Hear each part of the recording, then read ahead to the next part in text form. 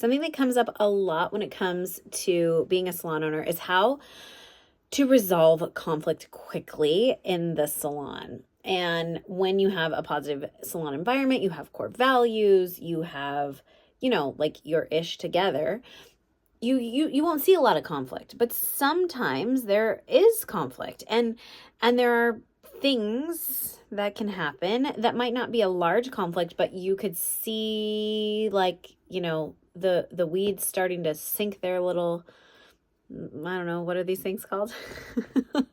So, like, they're growing. The weeds are growing, right?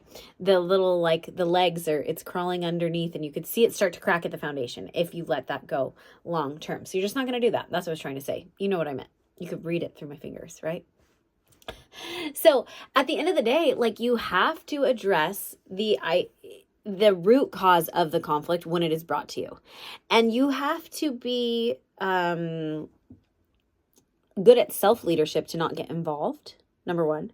But number two, you have to be able to say, okay, here's what's really going on from my perspective. Where's the data? Where are the facts? Let's figure out what the root cause is, and then we can move forward from there, right? And you have to stay really neutral as a leader. And if you can't do that for whatever reason, then you need to remove yourself from which side is right or wrong, I guess, if it's a right or wrong situation, and say, like, I'm coming to this from the salon. Like, I'm not coming to this as Lexi, the human. I'm looking at this from Lexi, the salon owner's perspective, and how this really has to play out. If it's something that affects the salon negatively, well, then you're gonna have to figure that out. You know what I mean? You're going to have to say, you have to figure out how to get neutral is really all it comes down to. I was trying to figure out how you do that. You don't. You just have to get out of the way. And if there's something really wrong, right, and it affects the salon business, then you can't stay neutral, because then it's a problem, and that's not going to be resolved, generally speaking, if this is something between other people, right? Like, if it's really affecting the salon, then you get to make that decision and decide. So recently, we had a conflict in my salon, but it was kind of an attack on the salon as a whole, frankly. Not because of what happened, but because the way it was handled. But there became conflict between a couple of people that work at my salon and one specific other individual who used to work at my salon. And it wasn't even...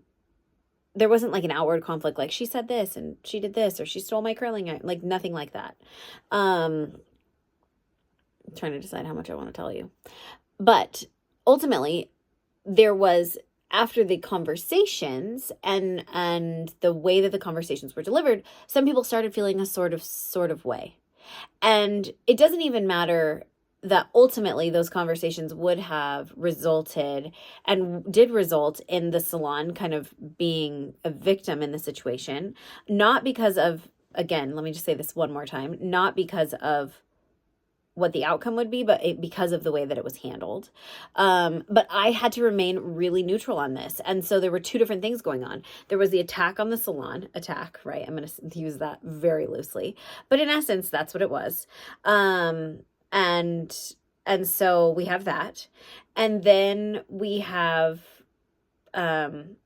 the thing that was happening between coworkers that made people feel, uncomfortable at work. And so as a neutral party, I have to say, okay, well, I'm going to look at these things. Yes, they're separate, but they're kind of the same. And so we have to figure out how we can move forward. So in this situation, can we move forward with this? Like with the feelings between the two staff members, can we move forward from this?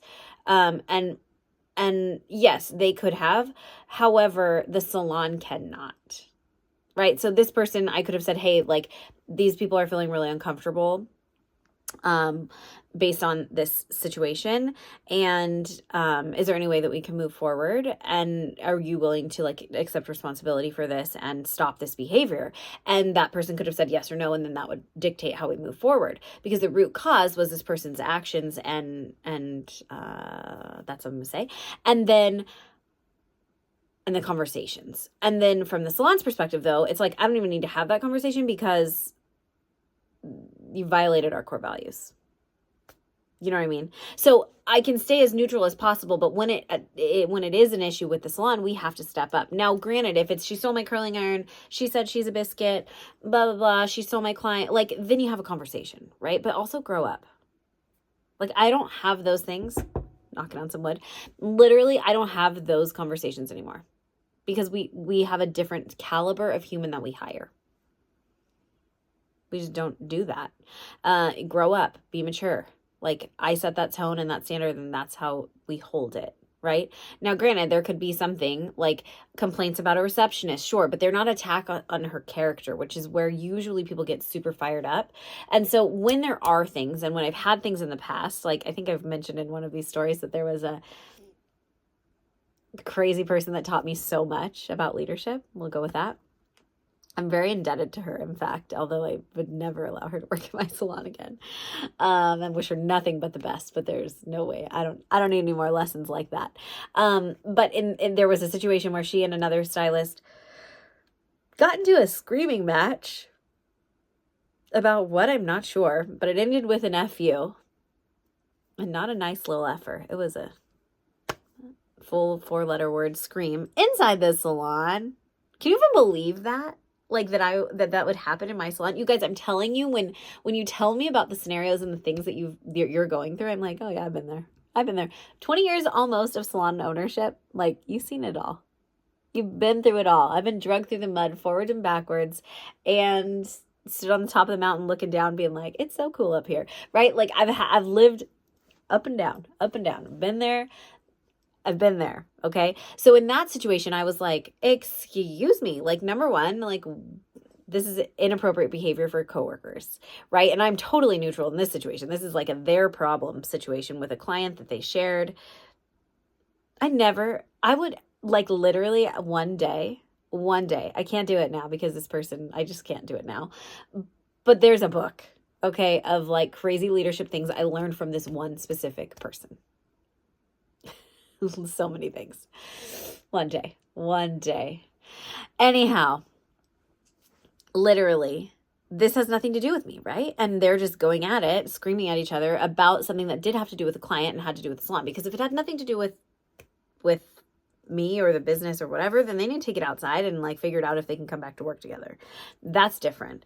But this was a situation where I thought, well, this involves a client, and now this is getting weird and weirder and weirder and weirder. You have no freaking idea.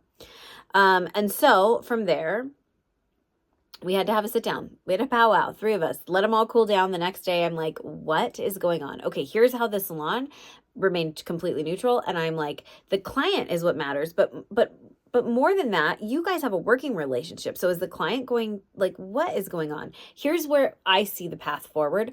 Do you agree? Do you agree? Great. Let's move forward on that way. You guys need to apologize to each other. And it's kind of like kindergartners sometimes. At least it was in my salon for a minute.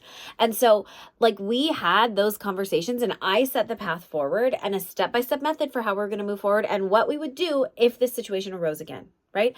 It's all about having a plan to resolve those staff conflicts before they happen. And if they happen and you didn't expect it and you didn't know, you stay as neutral as possible.